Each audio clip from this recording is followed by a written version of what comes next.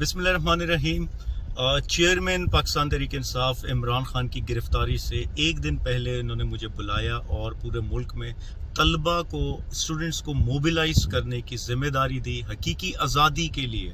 और ऐसे में आज जब खान साहब को गिरफ़्तार किया गया है और कल इस्लामाबाद हाई कोर्ट में उनकी पेशी है और हमें ये ख़दशा है कि उनको वहाँ से निकलते ही फिर से किसी मुकदमे में, झूठे मुकदमे में गैर कानूनी तरीके से गिरफ़्तार कर लिया जाएगा। तो ऐसे में PTI की जानिब से कॉल दे दी गई है मुल्क भर से लोग इस्लामाबाद पहुँचें और ऐसे में तलबा की शिरकत बड़ी अहम है इस हकीकी आज़ादी की तहरीक में। तमाम तर तलबा अपना हिस्सा डालें और ISF इंसाफ स्टूडेंट फेडरेशन की तमाम तंजीमें इस्लामाबाद पहुँचें।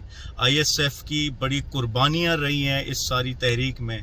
हाल ही में जो पुरअमन एहतजाज हुए, पेशावर में ISF के कारकुनान की शहादतें हुई, लाहौर में शहीद हुए ISF के वर्कर्स, इंशाअल्लाह ये शहादतें रंग लाएंगी।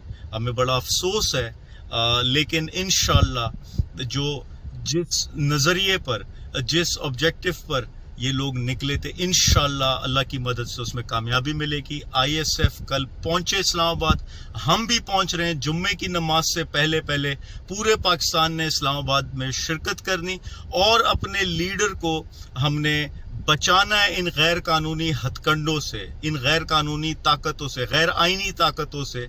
इंशाअल्लाह सही सलामत बाहिफाजत अपने लीडर को वापस लेकर आएंगे और इस तहरीक